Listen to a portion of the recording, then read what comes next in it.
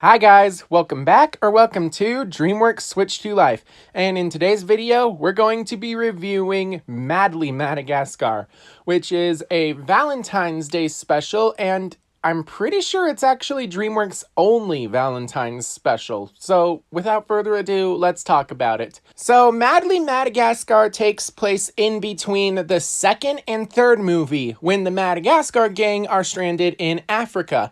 And I gotta say that I don't really like it because throughout the film we see the penguins of Madagascar.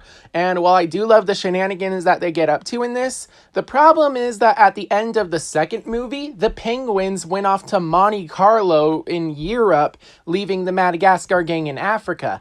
And that happened at the end of the second film. So why are the penguins in Africa? That makes no sense whatsoever. I mean, I guess it makes some sense if you say it takes place after the final battle, but before the wedding at the end of the film and before Skipper and the penguins leave for the honeymoon. Now, let's talk about the animation. The animation is really great because it's pretty much exactly the same animation that was in the second movie, and I really enjoyed that. They also got the same voice actors from the film, and they did a really amazing job, especially when it came to King Julian singing the song Love Potion Number 9. Speaking of, the music in this isn't really that great. It's mostly just music that's taken from the actual films, like the background music, and while there's a couple of original songs, they're not really that great, so music is kind of forgettable.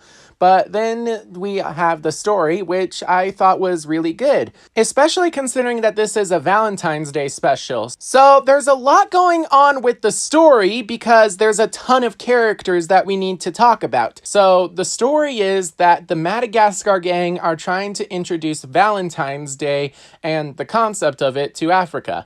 And the reason that they're doing this is because Valentine's Day is actually Alex's favorite holiday out of the entire year. And the big reason is that he gets dozens, and I mean maybe even hundreds of Valentines from the people of New York who come to give him their love and respect as he's their king of New York. But since they're no longer in New York, Alex has to rely on the admiration of the African animals, and unfortunately, they're all distracted with King Julian. At the start of the film, a plane carrying a bunch of Valentine's Day stuff is flying over Africa, and the pilots discover a perfume called Love Potion Number 9, which they toss out the window, and it lands on King Julian. And King Julian uses this to make a contract where anyone who signs gets an experience of Love Potion Number 9 if they decide to serve King Julian as their king. And a lot of the African animals are fooled by this, but not the Madagascar gang. That is until Marty gets his eyes locked on an okapi, and unfortunately the rest of the zebra herd is also vying for her attention, so Marty needs a way to stand out. Unfortunately, right as he signs the contract, Julian runs out of Love Potion Number 9. So King Julian goes over to the penguins so that they will make Love Potion Number 10. And for the most part, the penguins don't really want to do that because most of the ingredients can only be found on a human reserve. Unfortunately, they actually do end up agreeing just so they won't have to help Melman set up a very special Valentine's Day party for Gloria. And for some strange reason, Skipper is in his relationship with Dollface, you know, the bobblehead. And despite being an inanimate object, the bobblehead is a little upset with Skipper because he views Valentine's Day as a corporate greed thing where people spend their money on chocolates and flowers for no good reason. So the penguins head over to the human camp where Dollface is actually discovered under a car, and she's placed next to another bobblehead who's very, very handsome. And Skipper gets a little bit jealous because now his girlfriend is hanging out with an even better cool-looking guy. So the penguins quickly make Love Potion Number 10, and unfortunately, Marty spills the entire batch on his face. So not only does he actually have the very, very, very strong perfume, but now the penguins have no perfume to win over Dollface. Despite that, Skipper thinks there's not enough time to make another batch, so they decide to break into the human camp and win over her love and affection the old-fashioned way, with flowers and chocolates. Bag cheap flowers or some prepackaged chocolate isn't just a whacked-out merchandising conspiracy. It's also just a nice thing to do. And of course, they're also in a car chase with the human who realizes that the penguin stole his car just so they could have a conversation with Dollface. And finally, Dollface accepts his love again, despite being an inanimate object. And then they end up tossing out the hunky surfer bobblehead. And the bobblehead ends up destroying the human's car, so the car chase is over. And Skipper has won his love again. Meanwhile, Marty is getting a lot of admiration because of his love potion number 10, which is super strong. Instead of just getting the love of his life, the Okapi, he's getting all the ladies. And while at first it's good because Marty's getting a lot of attention, the problem is that with this lovesick harem, he's getting too much attention. There's no space for him anywhere. A little more space, please! More space! More space!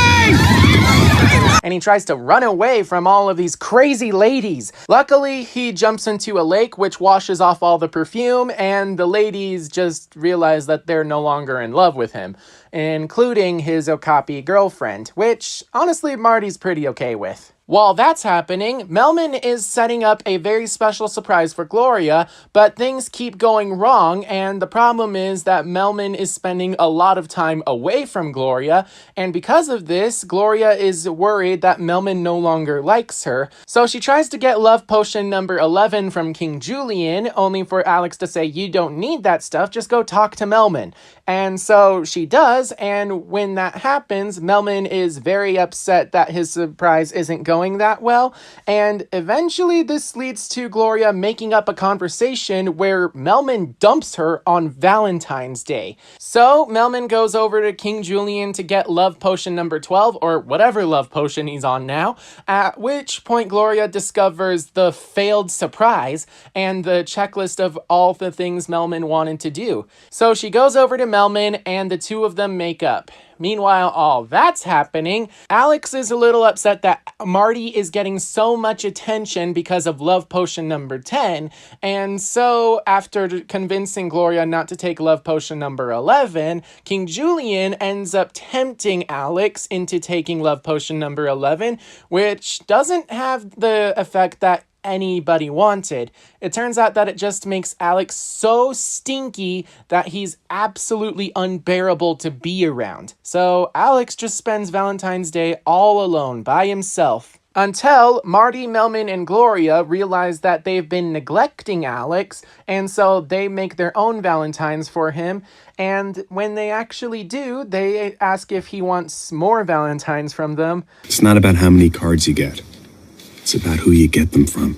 And then the short film ends with King Julian debuting love potion number 15, which makes the animal who uses it lose all their fur and, they're naked now. And that's the end of the short film. Overall, this was a really great short, especially considering that it's Dreamworks' only Valentine's Day special, but I like it because it has a lot of subplots that just show how complicated Valentine's Day can be. I mean, there's a lot of tropes. You got the guy who's so desperately alone. You got the guy who's surrounded by a ton of crazy ladies.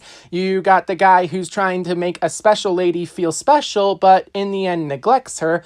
And then you got the guy who just doesn't think much about Valentine's Day until he loses the girl because of it. Even if that girl is an inanimate object who has no feelings whatsoever, but you know what? That's actually just kind of funny on its own, because it just means that Skipper can't tell a living thing from an inanimate thing.